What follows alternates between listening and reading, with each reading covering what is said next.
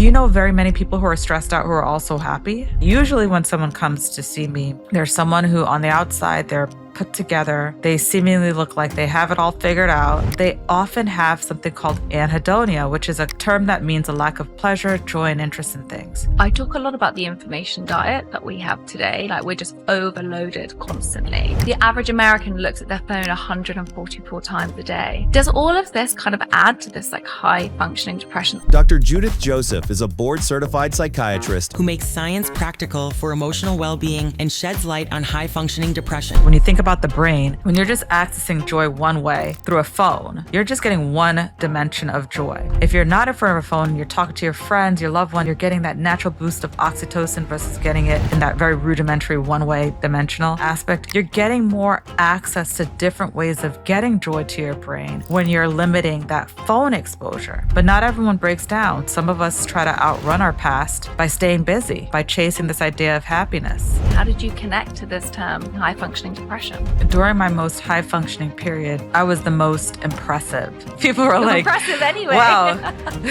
They were like, you're killing it. And then I had a moment, I was like, no, I'm not killing it. It is killing me. Kind of big thing happened to me last year, personally. And honestly, Judith, I was the most productive I've ever been. When I uncovered the science of happiness, I wanted to develop a system that not only I could use, but that all of my patients could use. I came up with a methodology called the 5 V's, and I use it every day. So the first V was... Firstly, I want to say thank you to tuning in and listening to the show. It means a huge amount. And connecting with all of you is something that I absolutely love as part of this journey of growing the show. One of my biggest goals of 2025 is doubling the reach of this show. And I can't do that without your support. So I would love to ask you a favor. If you can press subscribe or follow on whichever platform you listen to. This helps us reach more people. And for me, elevating women in science is so fundamental and ethical and scientific information. So if you feel the show empowers you and gives you the information that you've been seeking, I would love to ask a favor in return and to hit that subscribe button and help me reach the goal that I've set for the show of 2025. Thank you. I am so happy to have you here. I'm so sad that we couldn't do this in person when you were in London, but it's really given me some time to delve into understanding the term that you have been talking about for quite a while, called high functioning depression. And actually not just somebody who's specialized in it as a psychiatrist, but also has lived experience of it. And I think when those two things come together, it makes for quite a profound conversation. And I think before we even get started on who you are and everything that you've been writing about and learning about for many years now, I think just first of all, starting off with the term high functioning depression. It's quite polarizing, just those 3 words, because high functioning feels very different to the term depression, which most people might already understand and relate to. But putting the two together might feel quite bizarre for some people. So I think let's just physically start there. Like, what is high functioning depression? Yes, I mean, it's very polarizing because high functioning is something that a lot of us hope to achieve. And depression is something many of us hope to never experience. And then depression, clinical depression by definition, is a criterion that includes all these symptoms of depression, including, low mood or a lack of pleasure and interest, anhedonia. And then all these other symptoms like poor concentration, changes in your sleep, changes in your appetite, changes in your energy, hopelessness, and all of those. And then at the very bottom of the checklist, you have to lose functioning or you have to be in distress. The problem with that is that what we're doing is we're waiting for people to lose their functioning or to be in crisis in order to address their symptoms. And what I've found in my work doing research for over 10 years is that in mental health, we're different than in other areas of healthcare. We wait for that final checklist of you've lost functioning, you're in distress before we actually do something about it. If you think about it, in healthcare right now, there's this renaissance, there's this boom in longevity. So people are saying, well, let's try to educate people about the science of cancer and let's prevent cancer. If someone said to you, oh, let's wait until cancer gets to stage 4 and then we'll act, you'd be like, that is ridiculous. Where did you get your medical training? So there's a lot of prevention in other areas of health. And look at the menopause boom. People are saying, let's not wait for people to break their hips. Let's start the hormone medication so that they prevent osteoporosis, prevent cardiovascular disease. But in mental health, we're not thinking prevention. We're thinking, well, let's wait until you're in crisis. Let's wait until you've broken down, and then let's do something. And over the past couple of years, seeing people not even able to get an appointment because the mental health rates are seemingly going up. People are seeking more treatment, more therapy. People are on wait lists for months at a time. Why are we waiting for people to break down? Let's start educating people in the same way we do with physical health. Let's preach prevention. Let's help them identify signs when they're high functioning before they lose functioning, right? It sounds very, very obvious and like intuitive, but we're not doing it. We're still in the dark ages in mental health. And so this is a very provocative term for a reason. It's supposed to get your attention so you do something about it before you break down. Yeah, I think prevention is one of the most key words in healthcare for me. But I was never trained in my training to look at prevention. It's all about kind of when someone comes to me. And very similarly with you in mental health, it's, someone knocks on your door to get treatment when they're in despair. And so you have in your book a list of symptoms. Usually when someone comes to see me, there's someone who on the outside, they're put together. They seemingly look like they have it all figured out, and they're pathologically productive. They're constantly on the go. And I usually ask them, what happens when you sit still and you're not doing anything? And they're like, oh, that doesn't feel good. I'm restless. And I'll say, well, how do you feel when you're not working? I feel empty. I just got to keep going.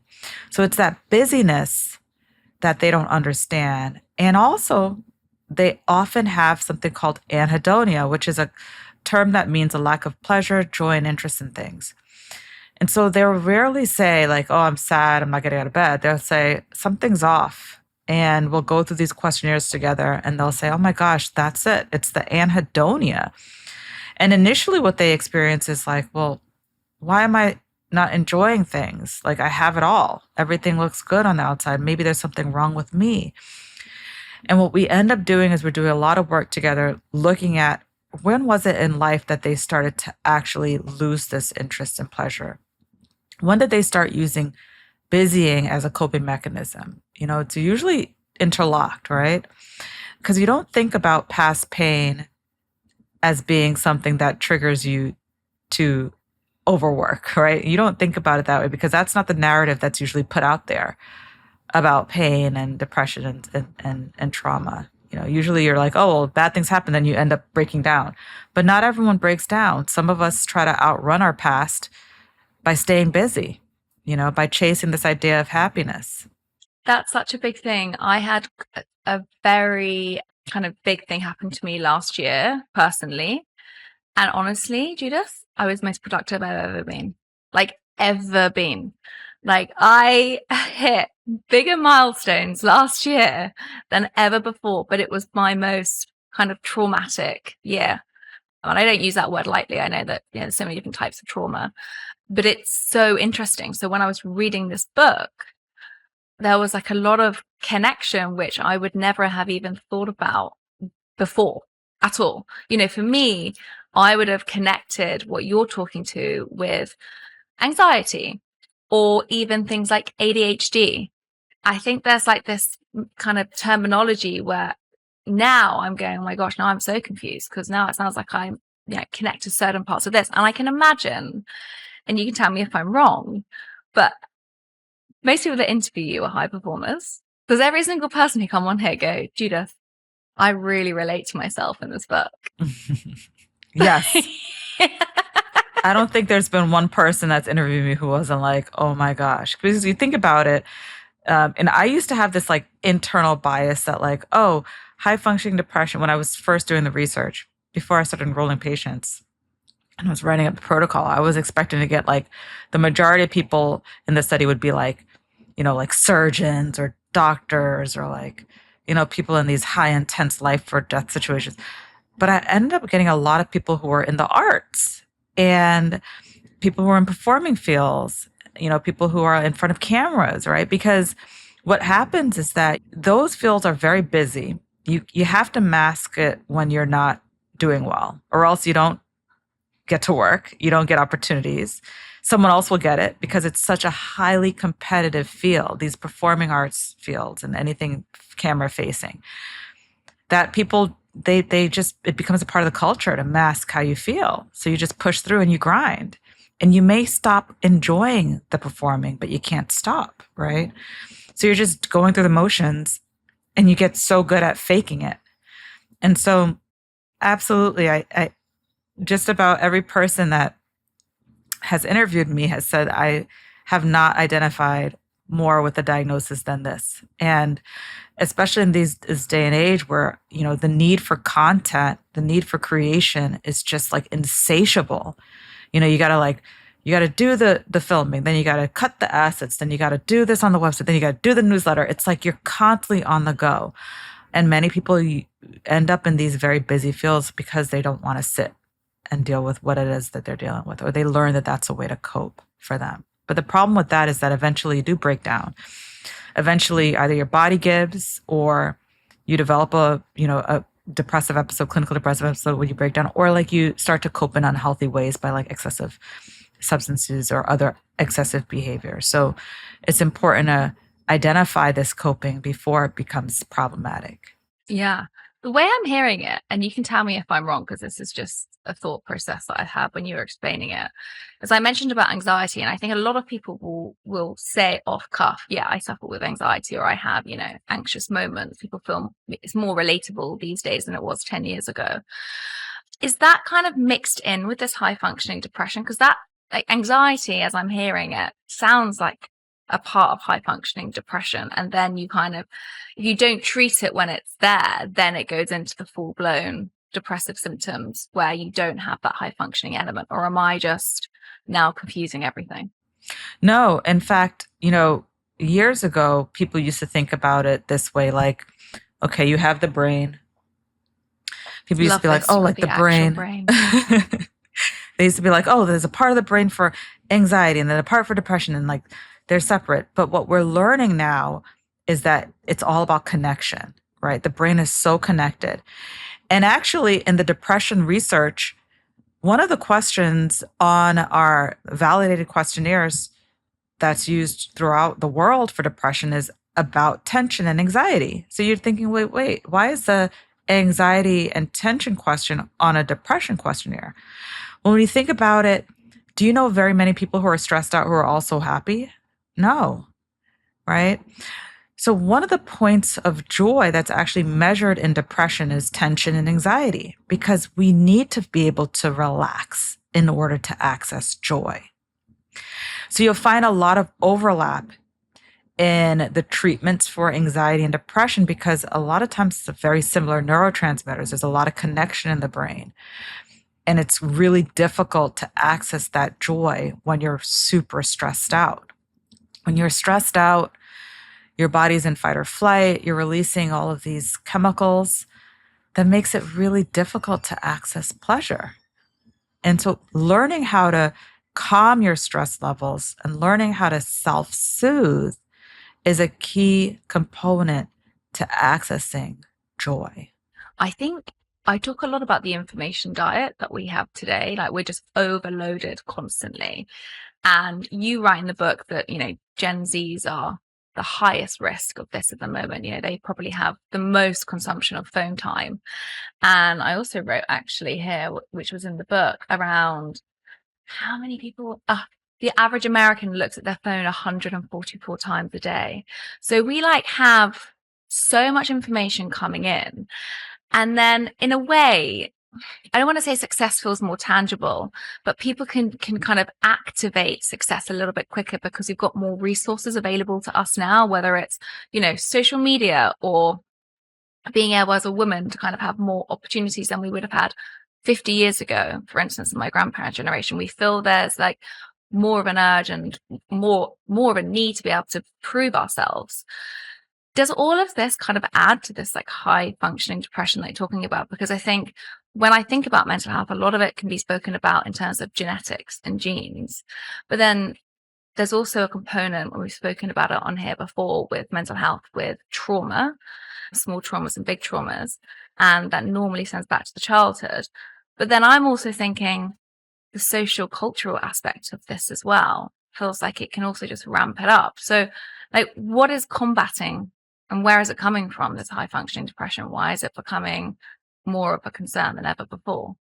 Well, I think that a lot of people in that younger generation, Gen Z, we know that they want to be content creators. We know that they spend a lot of time online. And we also know that based on the World Happiness Report, they're the most unhappy generation measured to date, right? They're constantly inundated with bad news. They're the first generation to be born with a smartphone. So they have never known a world where they didn't have this information overload. Like millennials, I'm an elder millennial. I was born into the age of the internet. So but I remember when we were dialing up, we had to dial up to get online. So it wasn't so seamless. Yeah, I'm a millennial. Right. And I early on, I had a flip phone. So it wasn't as if I had this seamless, constant exposure to what was happening on in the world. Gen Z, they know what's happening all the time. They can't escape it. And they're just programmed to want to know because their friends know. They don't want to miss out. They're constantly comparing themselves to others. And they see all of the injustices in the world. And that just, they're a generation that's more likely to not want to advance if their peers are not advancing. So they're a very empathetic generation. And they're really key into their sense of right versus wrong. They're really key into justice. And so they've become very jaded because of this access to information. And there was a recent study out of one of the University of Texas schools where they took phones away from adults 18 and over. And they took the phones away and they changed the phone so that they could only use phones for texting or for phone calls, but they couldn't use it for a smartphone. So they couldn't get on the internet. They couldn't use socials. It was basically the old flip phones from back in the day. And what they found was that after 2 weeks of having this very rudimentary kind of phone access, their happiness scores went up as if they were it looked as if they were being treated with an antidepressant. That's how significant the happiness scores went up. And what they found was that the reason that these people were experiencing more joy in the absence of that smartphone was because they spent more time accessing joy in the ways that we're supposed to naturally access joy, right? So when you think about the brain, when you're just accessing joy one way through a phone, you're just getting one dimension of joy. But if you're not in front of a phone, you're eating your food and you're savoring it, then you're getting joy that way. If you're not in front of a phone, you're talking to your friends, your loved one, you're holding their hand, you're laughing with them, you're getting that natural boost of oxytocin versus getting it in that very rudimentary one-way dimensional aspect, you're getting more points of joy that way. If you're not in front of your phone, you're outside in nature and you're around plants and you're getting your joy that way, that's another avenue. If you're not on your phone, you're getting sleep and you're getting rest, then you're getting joy another way. You're getting rested, refreshing joy. So you're getting more access to different ways of getting joy to your brain when you're limiting that phone exposure. And so, what I say is that it's like a tech anhedonia, right? A digital anhedonia people are going through because they're spending too much time getting joy in a very rudimentary, basic way instead of getting that full plethora of sensations. So that's why I think many of us are feeling the meh, blah, in addition to everything that's happening in the world. Your specialty in food sciences and nutrition is so important because, we're in a day and age where we're getting processed foods. We're not getting the food with the nutrients that we used to 30, 40 years ago. So that we're losing joy in so many ways. So understanding the way that the modern world is literally sucking us dry of our points of joy and then replenishing those points using this information is a way that we can empower ourselves to be happier in life. Iron is one of the most common deficiencies that I see in clinic, especially in women. And it's not just about feeling tired. Low iron can impact your energy, your focus, your mood, and even your immune system. It's something we really need to be aware of, because if left untreated, iron deficiency can become very serious.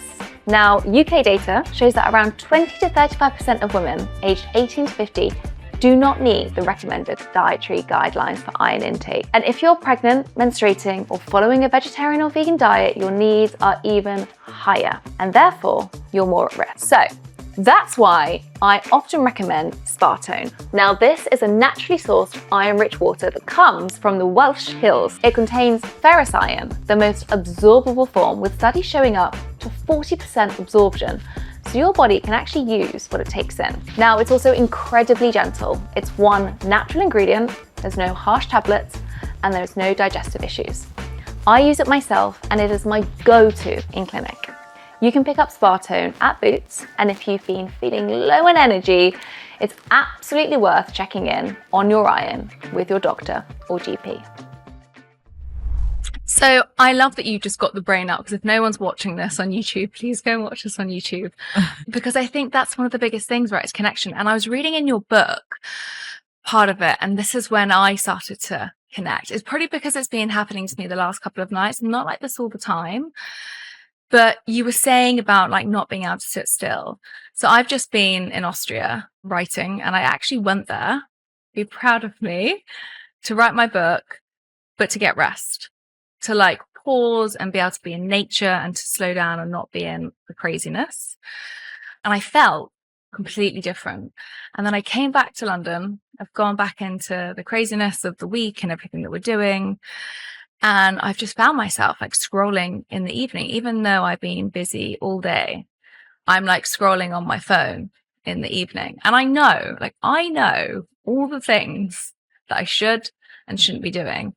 I know that it's bad for me. I know that I should not be having blue light near me. I know all of those things. But for some reason, I still do it. And even on those 5 questions, the compassionate cure that I asked you about in the beginning, one of the questions I ask a lot of my guests is around health transformation. Like, what's the one health related change that you've made? And they all say, I leave my phone outside my bedroom. And I still don't do it. And so there's something about that I find really interesting about this whole high functioning depression side, where people can't sit still. They can't kind of switch off. And I would have related that to something, and people might be shouting, at the phones now going, well, maybe it's ADHD and maybe it's, anxiety or whatever. But why is this so tightly linked to the term high functioning depression? Why do people stop to struggle to pause and have this constant need to keep going? Yeah, well, this is the first time in our civilization as human beings where we can take our work with us everywhere. Like even for like the millennials, right? Like, you'd have maybe laptops, but they were like clunky. Like no one's going to be like busting out their laptop on a subway or like the tube, right?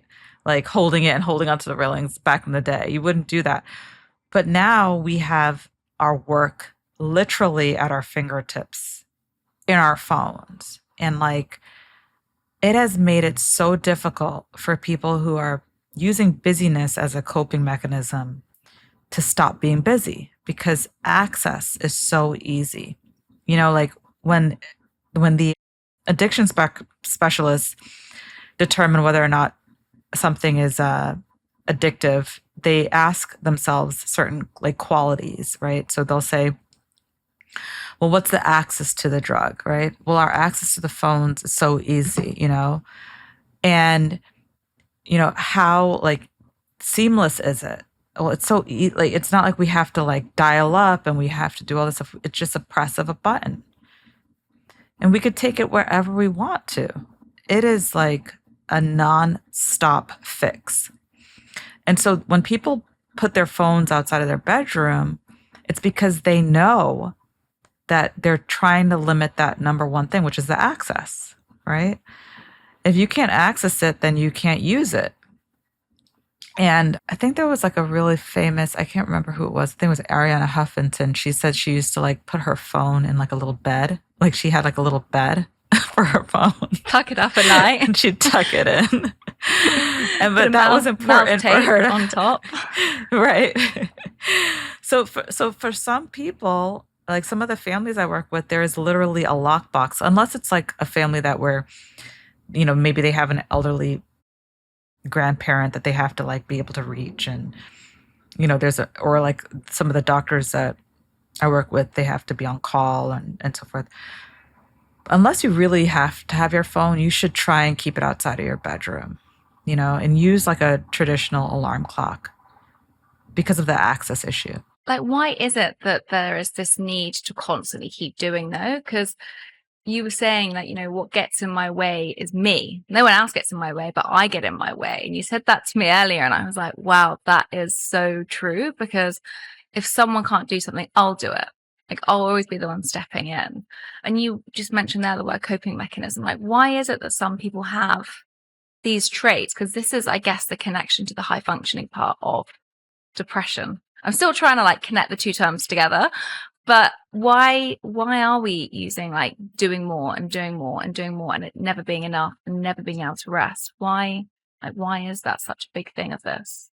Yeah, well, for some people, it's this past pain that hasn't been processed that on an unconscious, deeper level leads them to believe that without these roles, without doing these things, they are not worthy of love, not worthy of acceptance, not worthy of the things that they've achieved. And because on an unconscious level, this is their core belief, it's hard for them to let go of the role. It's hard for them to slow down and to stop because this is how they've defined their value. And this is not uncommon in trauma work. You know, there are like 30 plus symptoms of trauma. One of them is low self-worth, guilt, blame, and shame, right? And it's all in like this bucket of these negative like distortions of oneself. And so for a lot of the folks that I've worked with over the years, they're not fully conscious of that on that like surface conscious level, right? The front level. But on the unconscious level, that's what's playing out. So they can't let go. They can't slow down. For others, it's this fight or flight that is manifesting in a different way. So when you typically think of fight or flight in the trauma sense, you think of avoiding people, places, and situations that trigger you to experience negative emotions or bad memories and so forth. But those with high functioning depression, rather than avoiding the people, places, situations, they avoid dealing with their pain by busying themselves. So that is their inner fight or flight. That's why when they sit still, they feel restless. When they're not working or when they're not busy, they feel empty. Something's off. So they just do. They're not thinking about it. They're not processing. They're just doing. And that's why it's important to slow down and validate. And in my book, I talk about the 5 V's. The first step is validation. Validation is acknowledging and accepting. So when you slow down and you start to acknowledge and accept your experiences and your emotions, you're like, oh, well, when I slow down and when I'm not busy, I don't feel worthy. Well, what is that about? You know, and then you start to unpeel and unpack and like, well, maybe this bad thing happened to me and I was in this relationship where the person made me feel like bad about myself. Or maybe, you know, I had this terrible experience as a child and I don't want to think about it. So I've just learned to cope by busying. Like there are all these things that you start to unpack. Everyone's different, but, you know, acknowledging why it is that you feel like you're so tied to this role and maybe you're not worthy without it will allow you to open up deeper questions about yourself. And, you know, there's only one you. There'll only ever be one you. So you got to really take the time to understand the signs of your happiness. How did you become this way? What is it that happened in the past? What is it that's happening in the present? And that's why it's so important to just to do that reflection for yourself, because your science of your happiness is going to be different than someone else's. So using what worked for someone else may not work for you. But if you don't take the time to understand that, you'll never know. A lot of people can struggle in this, especially in the high performance field, I think, with connecting to their emotions. So you talk about this term, you have some amazing terms, and a lot of people wouldn't have heard of any of these. And I feel like just getting these out there allows people to connect and validate themselves. But talk to me about that term, where people can really struggle to relate emotionally to how they're feeling. Yeah, so some people will struggle in relationships because they have a hard time naming emotions. Like they know like maybe a handful of emotions, and it's not that they're not intelligent, but if you are not raised in a household where people even talk about feelings, or let's say your attachment figure didn't mirror that for you, or it's just a part of like the way that your brain works, then you may not even understand what you're feeling in a given moment, And so, some people will say like, "Oh yeah, I've been in relationships with people like that," where you're like, "What are you thinking? What are you feeling?" And it's like, "I don't know," you know.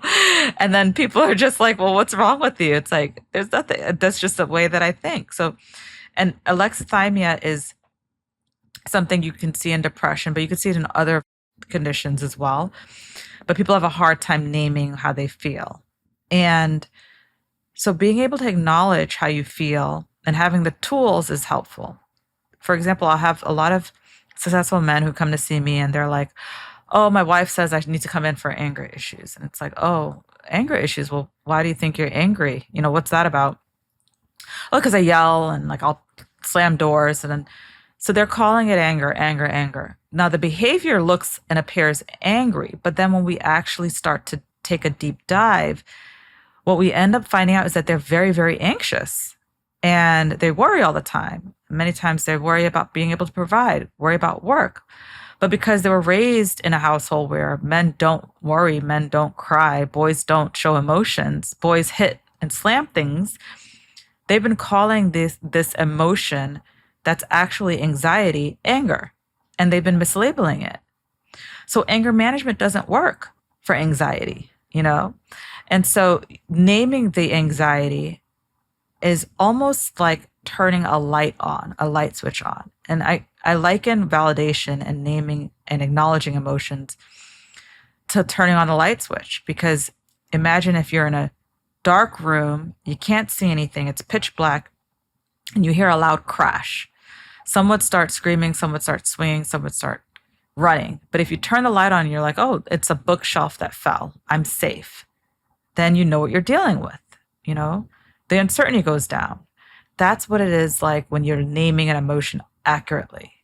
"Oh, I'm anxious. I'm not angry." Well, what am I anxious about? "Oh, I'm worried about not being a provider. I'm worried about this job. I'm worried about losing this job." These moments are so important in the healing journey, because when you're aware of what's actually happening, then you can pick the right tools to address it. So validation is really important. I've watched the science of adaptogens grow personally over the last few years, and I've become more curious in their role in nervous system support, focus, and resilience, because adaptogens basically buffer the cortisol that gives us that stress and anxiety. But here's the thing, quality is everything. Most adaptogens on the market don't actually contain enough of the active compounds that you see in clinical studies to make a difference. That's why I've partnered with London Nootropics. These guys only use clinical studied standardized extracts. This is really, really important to get the benefits that you're seeing in clinical research. And they work with Hephaestus, Europe's leading mushroom bioscience company. They have high bioavailability. They use incredible ingredients like KSM-66, ashwagandha, and rhodola life. And these are the active ingredients that you need to see the difference. They have lots of different blends. Flow gets me into deep focus with lion's mane. Zen helps support my calm and steady my clarity with ashwagandha. And Mojo gives a clean lift, no crash. And Mush Love made with fantastic fungi with 3 Hephaestus mushrooms to elevate your day. Enjoy 20% off and use code LiveWellBeWell. They come in these fantastic little sachets and they're great for traveling too. I think validation of yourself and also other people validating you is also really important, because I think a lot of people, especially now women, are getting diagnosed with different ADHD or dyslexia, or a lot of women are getting diagnosed with autism late in life because, that conversation wasn't around 20, 30 years ago as much. And when you think about those, and I'm just putting this out as a concept because this is, I don't want to say it's trending, but it's in media consumption, a lot of people are talking about this at the moment. It's the first thing that came up when I'm thinking about validation, because all of those kind of individuals weren't validated when they were younger. The validation of, okay, well, maybe you do feel different, or maybe this is worrying for you, or maybe, yeah, you are struggling to sit still, whatever it is that person was like not coping with, they weren't validated. And so it feels like a real connection to kind of what you're talking about as well, not just self-validation, but I'm also thinking about other people validating one another. Even if you're in a relationship and you're not feeling validated by your partner as well on how you feel, like how does someone navigate that? Whereas if they're listening to this and they're saying, okay, well, I relate to everything that you're saying, in the sense of like, okay, this is a coping mechanism and I push harder and I strive for success and, I get all of the rewards, but I feel empty. How can they not just validate themselves, but allow other people to see that and get validation as well? Well, the external validation is important. And that's why, I talk about the different types of validation in my book, because the clinical rating scales that I developed are a numerical way to validate. And I use examples that people will come to my lab or to my practice and they'll say for years, like they didn't get the right diagnosis. And then they did an assessment. Then I show them a number and they're like, oh my gosh, like it's not me. This is what I've been dealing with all my life. Look how high my scores are. And then sometimes they start breaking down crying because they're like, for the first time, it wasn't my fault. Like this score shows that I had ADHD or I had PTSD or I had depression, And so the external validation is important, even with things like lab work. If someone is coming in and they're like lethargic, a lot of my patients, I'll do like vitamin panels on them. And if I show them like, oh my gosh, like you're anemic, or like, your vitamin D is so low, like they're like, that's why I felt this way. Or like I do a thyroid panel and they're like, oh, my thyroid was low this whole time and I thought it was me being lazy. All of these things are like external forms of validation, right? So you can validate yourself, you can self-validate, you can validate others, you can use science to validate your experience. It's all important because what it does is it takes the shame and blame off of you. And shame and blame are driving factors for a lot of these high functioning behaviors, because shame and blame makes you feel unworthy of rest, of slowing down, of taking care of yourself. And that's what there's a tight correlation between like this low nutrition, like low health, because if you're so busy running yourself ragged to prove that you're worthy, you're not taking care of yourself. You're neglecting yourself. I've recorded over 400 episodes on this show. And Judith, I have to say, it's so interesting because I know that everyone you speak to says something very similar. And I want to also ask you about your moment of validation, because I think you're so impressive in what you do. You came here fighting from Trinidad and Tobago, to want to be successful, to only let you get in your way, no one else. And I think it's so impressive. And how did you get to that realization? Because I think also the thing that I find really interesting about what we're talking about is a lot of people that probably suffer with this, that are high functioning, probably do carry a lot of shame, which is why they're constantly on the go, right? They're constantly wanting to prove. And that's something where I connect a lot with what you're saying, which is why all my work now, even though I started in nutritional science, has really shifted into self-compassion, because I don't believe that just eating well is going to give you the best brain health and the best quality of life. I think you also have to have less judgment with yourself and treat yourself with care. And so it's been a really interesting journey for me, publicly, professionally, like everything that I do now is centered as that, as the foundation of health. And then you have your building blocks.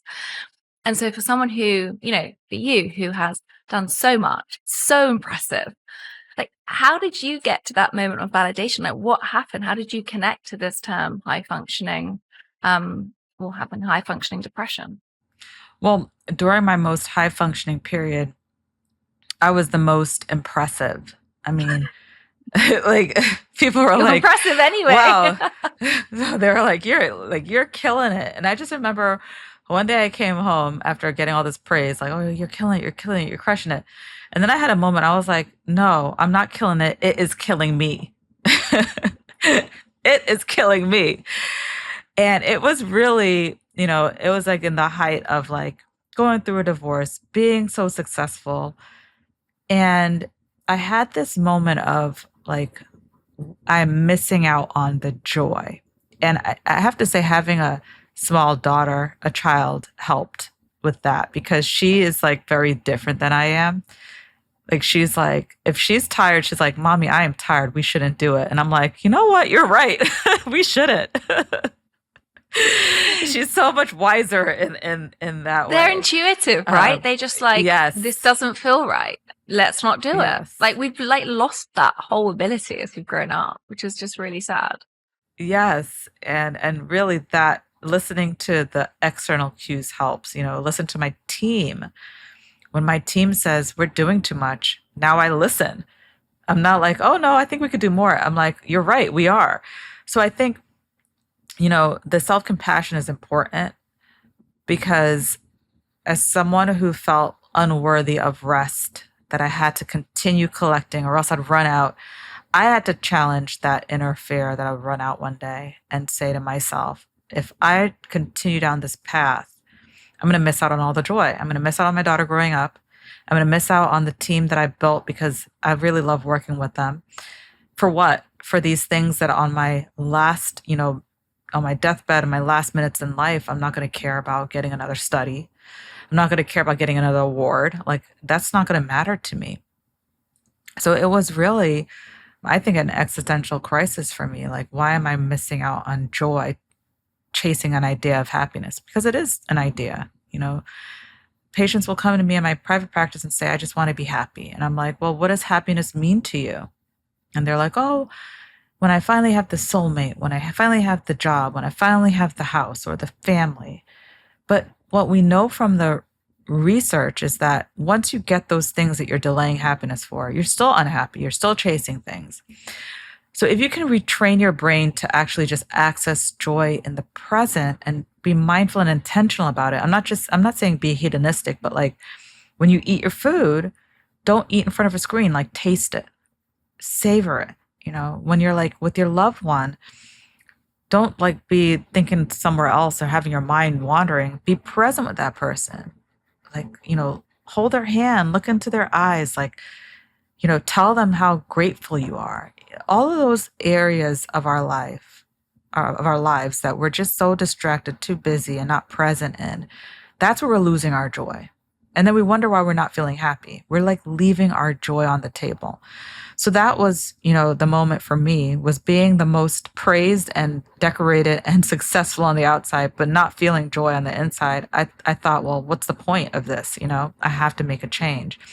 And leaning on other people in my life, my point of joy is connection. So what's the point of connecting to people if you're not listening to them? I started to really listen to people. And that's what allowed me to access joy. I love that. I think it's one of those things, isn't it, that we can be, I imagine how many successful CEOs will have this. I just feel that we're rewarded to push harder and harder and harder. And that was the moment that happened when I was 23 and had my complete breakdown when I was modeling. And everyone was saying how successful I was. And I, was empty and ended up in hospital. And so there was this real parallel of distortion of wait, this is what society praises us for, but yet I'm feeling completely vacuous right now. And I don't know what makes me happy. That question, I couldn't answer what it was. How do we navigate this? How do you navigate this? Because it's really interesting to say okay, well, we can find what gives us joy, but we also do have a pull to be successful. And we also have a pull to maybe be curious and want to know more information. And maybe that is something that brings you joy. How do you navigate owning success without it being detrimental and sucking everything out of you? Well, when I went through that period, I started a journey really to understand the science of happiness. Because for most of my career, being this serious researcher studying severe mental illness, I'm like, well, no one ever taught me or trained me in just how to seek out joy and cultivate pleasure, because that just wasn't a part of the training. And when I uncovered the science of happiness and I started focusing on it, I wanted to develop a system that not only I could use, but that all of my patients could use, because I work with children, adolescents, adults, and elders in my practice. So I wanted the system to be basic enough so that a child could understand it, but nuanced enough so that someone who's older would feel as if it applied to them. And so I came up with a methodology called the 5 V's, and I use it every day. And I think it works. I think it's simple and it's based in science. So the first V was the one I already mentioned to you, validation, acknowledging and accepting how you feel without judgment. The second is venting. Venting is expressing how you feel, and you can vent in different ways. And usually when I explain venting in my lab, I'll have people come into the lab and I'll have this big red balloon, and they each take turns trying to shove this balloon in a tank of water. And 100% of the time that balloon pops up. Why? Because you can't outmath physics. And I use this experiment because after everyone takes a turn, then we all take turns deflating the balloon. And then it's so easy to push that balloon down in that tank. And this is really symbolic because if we don't slowly express how we feel, our emotions and our experiences will pop up in our relationships. It'll pop up in our health. It'll pop up in ways that we can't control. So if you're intentional about venting and you let's say pick one person or 2 people to vent to, and it's a reciprocal relationship, right? So you vent to me, I vent to you. We do it with intention because we want to actually come up with a resolution. We do it with compassion and empathy. So you check in and say, hey, you're asking for emotional consent. Is this a good time to talk? These are all effective ways of verbally venting when it's not your therapist. If it's your therapist, you pay for that person, so you can talk to them. But these are the key ways to vent. You don't want to trauma it up. You don't want to just be telling everybody your business, right? That's not effective. The science shows that that's not effective. Yeah. When you vent with intention and with empathy, it works. You can also vent non-verbally. A lot of my neurodivergent clients, they prefer just writing or singing or, expressing through crying. My faith-based clients, they like to pray. So getting the emotions out is healthy, or else it'll pop up in ways that you can't control. And then the third V is values. So how do you tap into things that bring your life meaning and purpose? So think values are things that are priceless, not with the price tags. Many people are chasing the accolades, the money, the fame, but those are things that have price tags. The priceless things are things that are like your family, causes you believe in, your community, nature, those things that really give you that sense of meaning and deep purpose. So if you can figure out what your values are, then you are tapping into joy that is sustainable. And then the fourth V, I won't belabor this point because we talk a lot about the mind-body connection, but the fourth V is vitals. How do you support your brain and your body? We talk heavily about eating the right nutrients, getting good movement, getting adequate sleep. And also the more modern ways to support your vitals, that healthy relationship with technology and figuring out who your tribe is, like connecting to people who are healthy and not toxic, because toxic people will drain you. They will drain your body of its health. And then the fifth V is vision. How do you plan joy in the future so that you keep moving forward instead of getting stuck in the past? And how do you celebrate your wins? And so that was really important for me. Vision was important because I used to just have an accolade and on to the next, on to the next. Now we actually celebrate achievements. We celebrate moments such as we finished a project in the lab. Let's take a break. Let's get a coffee. Let's, really honor the fact that we did this thing and not just on to the next. So celebrating the small wins is really important. So something happened there in neuroscience, because it was actually in the last couple of years, my past relationship actually said to me, he really taught me to celebrate the wins in the moment, because I would just go on to the next thing.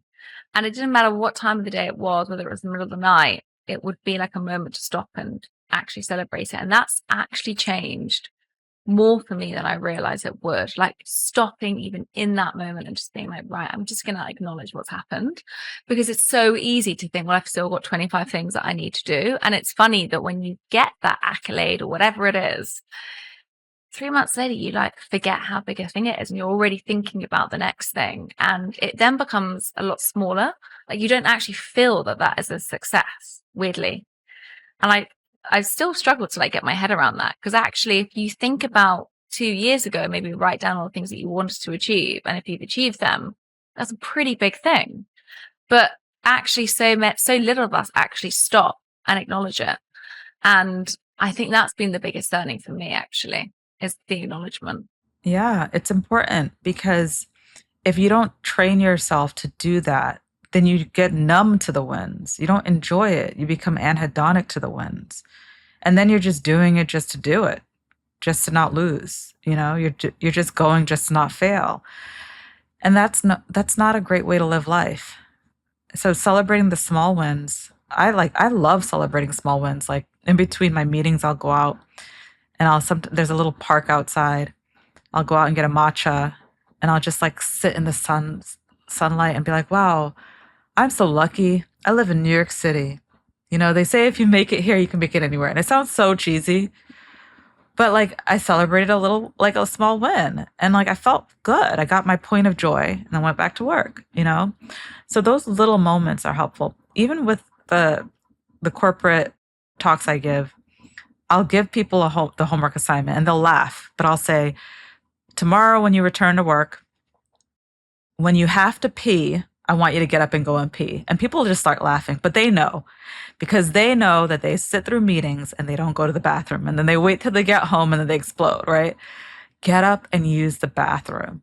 Like it is really hard to be joyful when your belly's distended, like pain is not great for joy. That's and true. So like the little things, having a sip of water, getting up and moving around, those are tiny ways to celebrate your wins. So it doesn't have to be grand. It doesn't have to be after a big promotion or a big award. It could be, I finished my morning meetings. Let me celebrate by like taking a walk down the hall, going to the bathroom, getting a water break. All those little things send a message to your deeper self that you are a human being, not a human doing. Oh, such a good line. Human being and not human doing. Well, I feel like there's one part in your book actually that I think you said you don't speak about online because the algorithm picks it up as a sex reference. But it's when you're talking, and I'm probably going to say this wrong again, but about masochism? Masochism. Masochism, that's it. That is the hardest word for me to pronounce. Yeah. But basically, it's about self-sabotage and, not being able to gain pleasurable experiences. And so it kind of relates to what you're saying, because actually, if you can't connect to that pleasurable experience or that moment, it's kind of like a self-sabotage. So can you just talk to me a bit about that? Because you actually have spoken about in the book, you suffering with this. And I think was it a therapist that mentioned it to you and said, this is what you're suffering with? My first therapist said, you're a masochist. I said, well, we're not allowed to use that word anymore. I thought that was like not allowed. And he goes, it's not allowed, but you're a masochist. And so masochism is a word that's been kind of like banned from the DSM, because it used to be very victim blaming for women. So a masochistic person, from the old definition, is someone who incites others to treat them poorly. That's one of the traits. But the other traits in it are, like you don't believe that you're worthy of praise. You don't feel comfortable being praised. You bend over backwards for others. You don't feel as if you should celebrate yourself, all these things. But the problematic component of it was that, you incite others to treat you poorly, because it's very victim blaming. So it used to be used to diagnose women who ended up in these domestic violence relationships. When my therapist used the word for me, he said, you're masochistic because you're always late to your therapy appointments.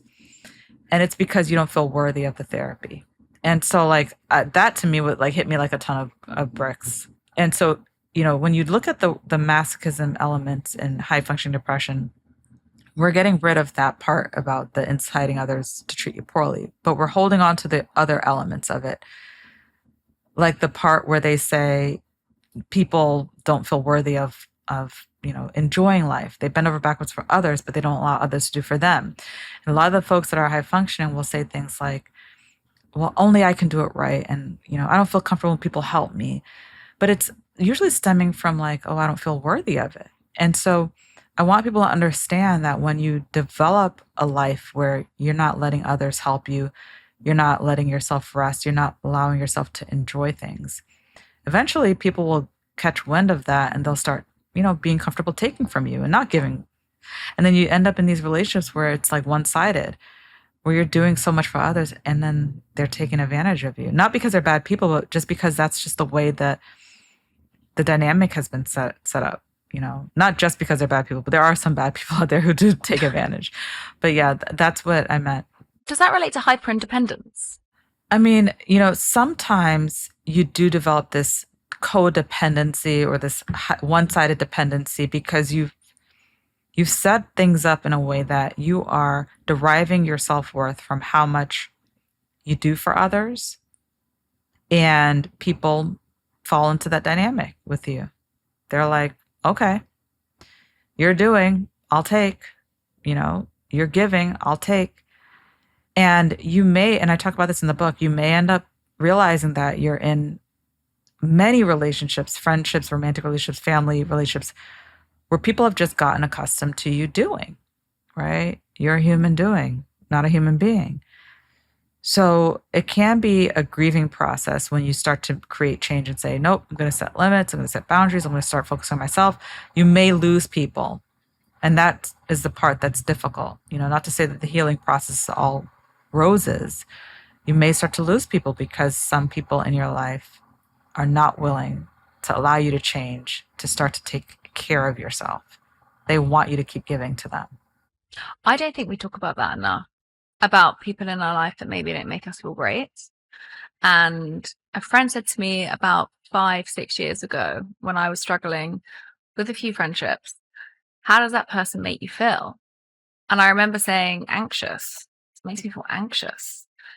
And they said, do I make you feel anxious? And I said, no, you would never make me feel anxious.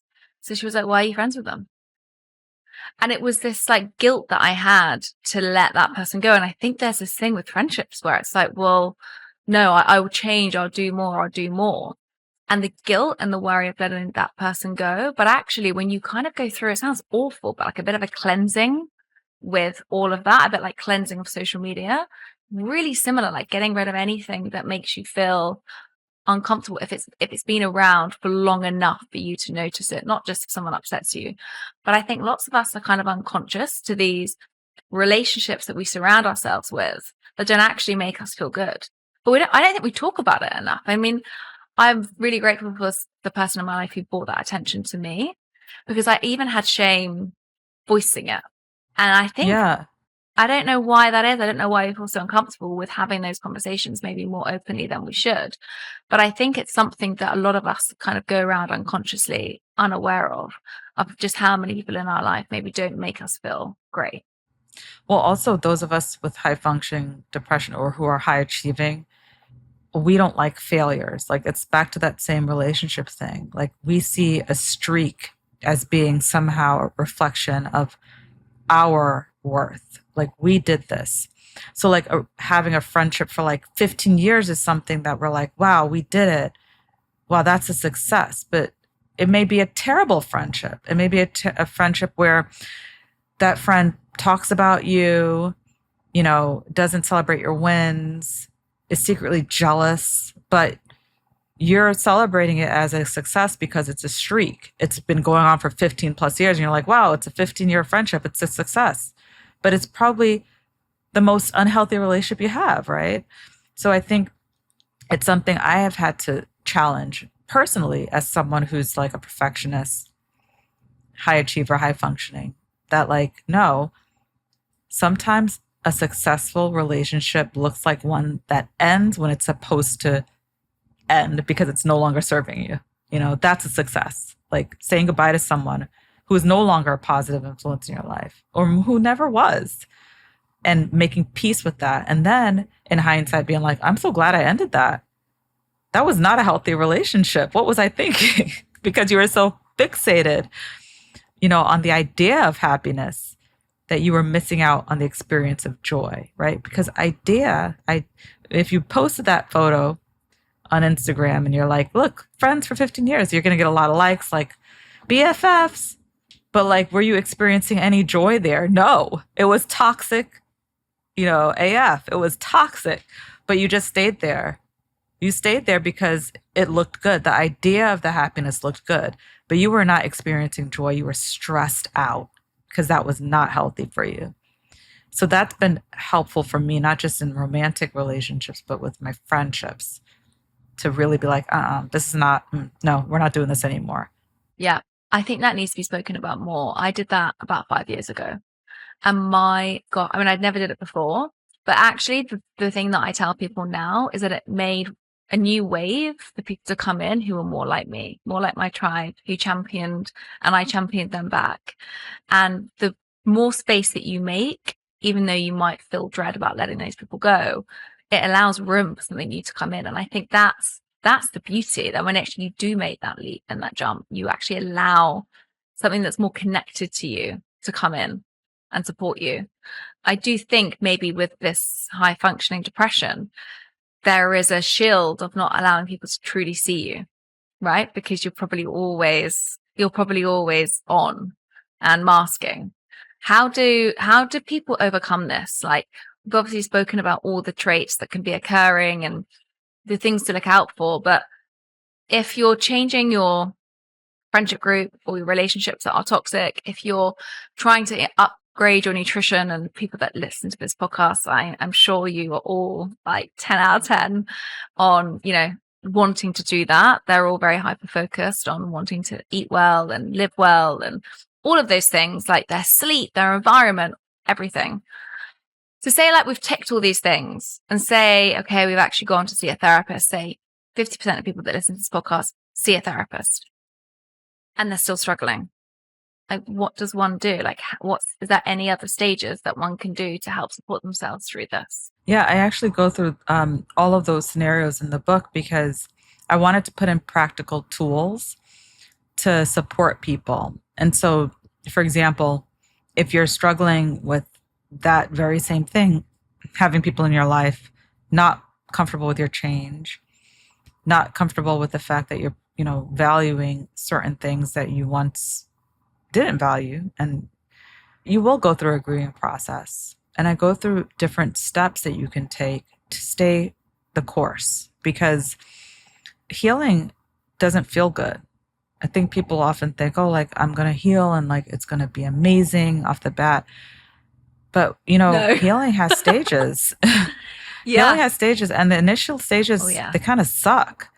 So I put in a lot of like somatic tools. So when you're feeling that overwhelming sensation, there are tools in the book that you can tap into to help you to self-regulate your body, your emotions, so that you do stay the course. And also, like, I would say start with validation. It's the most important step, but constantly self-validating, acknowledging, and expressing the venting. Those first two really do help you when you're starting to feel as if you're faltering, because we often tend to push it down and just keep going back into our old patterns. But if you can keep self-validating and venting, then you'll realize that, okay, I now have these values that I once lost, and I don't want to lose sight of them because that's what gives me purpose. And I'm going to protect my body and brain. I'm going to practice the vitals so that I can keep doing this. And then I'm going to celebrate my wins when I stay the course. I'm not going to just say, okay, I did it, I'm supposed to. I'm going to celebrate it. I'm going to practice vision. So that's why they all kind of go together, because they do help to anchor you. The 5 V's really are basic, simple, and they go well together in that step, in those specific steps to help you to stay the course. And, you know, some people are going to need more supports. Some people are going to need more medication. Some people are going to need more different types of therapy modalities. I have like a whole chapter in the book about that. Everyone's going to they're going to need different supports based on their own science. But first, understand the science of your happiness. Like, what is it that's taking away from your joy now? Like, really understand, where are you losing your joy the most? Because before you start to chase this idea of happiness, really start to understand where in your life you're losing the most joy, because that's where you should be focusing your efforts. And do you think for a lot of these people, like when they struggle, and I say these people, I feel like I connect to a lot of this as well, the slowing down and the rest, how can you stop? Because there's a lot of interesting moments in that book, which I mentioned earlier, like I will go to bed and look at my phone. Within that list, it's like, do you scroll at night? Do you struggle to read a book? Do you struggle to hold concentration? In those moments when people do struggle, like what's the advice that you would give? Because I guess that's the biggest thing, right? Is like stopping to pause, stopping to like breathe, basically. Like how can you get in your body and stop if you're in that kind of just keep going all the time? Yeah, when I tell people to slow down, they automatically have this all or nothing thinking of like, well, I can't stop. And I say, well, hold on. I never said to stop. I said slow down. So that just shows like that automatic, like, oh, you're telling me to slow down. That means I'm going to stop and I'm going to lose everything. The all or nothing thinking that steps in. And so what I remind people is that you automatically thought of stopping, but it's slowing down. And slowing down looks like this. Slowing down looks like practicing that tool in my book called the 5, 4, 3, 2, 1 method, where you're literally focusing on one thing in the moment. So I'll give you an example of it. For 5, 4, 3, 2, 1, you'll hold on to like a beverage, and then you're like, okay, I'm going to list 5 things I can see. I see the color of the coffee. I see the ice floating in there. I see the striped straw. I see the plastic cup. I see my hands, like, okay, so that's 5 things. 4 things that I can feel. Well, I feel the temperature of the coffee. It's cool. I feel the cup. I feel my fingers on each other. I feel my nails. 3 things I can hear. Well, it's New York City, so I hear some buzzing outside. I hear the noise machine. I hear the sound of my voice. Sometimes you could hear the shaking of the ice. 2 things I can smell. I smell the coffee. I smell the fragrance on me. 1 thing I could taste. It's oaty. It's yummy. So like, when I'm doing that, I'm slowing down and I'm staying present in one thing. And it only took me like a minute to do that. But what it shows me is that nothing bad happened when I slowed down, that I was able to focus on one thing. I was able to shelve whatever I was worrying about because I was staying present in the moment. So we'll do these somatic things together and we'll train ourselves that we can slow down and nothing bad happens. And if you're able to build on that practice over time, that can be really helpful as you start to collect those points of joy throughout your day. Because as you add up these points, you develop this idea that adding up the points matter because they're making you happier over time. I love that you said that over time, because I think you said something really relevant a second ago, which is healing doesn't feel like you're healing in the moment. And I can relate to that from my last year. But there is a moment where you go, wow, all this work has worked. All this stuff has had a massive effect. And you don't kind of notice it until you're through it. And that's the time. But it's really interesting that, you're sat here now, written this book on high functioning, not only from the research perspective and the psychiatrist perspective, but from a lived full experience of a woman who has gone through this unaware during all of your training, which I also want to say makes this feel so much more deeply human. Because I think a lot of the time when like experts can talk, or maybe I'll talk about something, it can feel like we've had it all figured out. And I think a lot of the times, like, no one has. And you were kind of in the epicenter of it and kind of didn't realize that you were suffering with something when you were in it. And you kind of come out of it now and you've done this incredible book, which I knew as soon as I was going to ask you that question, like how many people have related to you on this book who are high performers? And you're like, everyone. And so I think it's about like reducing the stigma and, allowing people to connect with this terminology in a maybe in a different way, as coping mechanisms are sometimes shown in all different shapes and sizes, and connecting to work and pressure and performance and all of those things. And I think now more than ever before, and I don't know if you feel this, but more than ever before, I see on Instagram, especially within the world of podcasts and information and science and health, health is such a dominated industry. Now more than ever before, it's all about how much more can we do to feel better, to look better, to succeed better, to have better longevity, to have better biomarkers. So it just kind of is alluding to more performance. And especially for people that, are high achievers, it can end up actually being more detrimental to their health. So I think like this is such a timely conversation and book, because a lot of those ways that we are overachieving can actually be underachieving in our health. And so I think like that's such an important recognition, especially when it comes to mental health. So Judith, thank you for kind of putting the word out there, for being vulnerable at the same time as being scientific. It's a hard thing to do. And I have a question that I ask all of my guests as the final question, which is, what does live well, be well mean to you? Live well, be well means understanding the science of your happiness and really understanding where you're losing your joy so that you can be strategic about reclaiming your joy in those areas. And that's what that means to me. I love that you use the word joy. Joy and mental health to kind of like pull this whole thing together is the best, because it can be a heavy topic to talk about, and you have just made it incredibly joyful. So Judith, thank you so much for coming on to Live Well, Be Well. And I recommend everyone to go and buy your book, High Functioning. And it's an amazing read. So thank you so much for bringing it to our attention. Thank you so much for having me. I really enjoyed our conversation.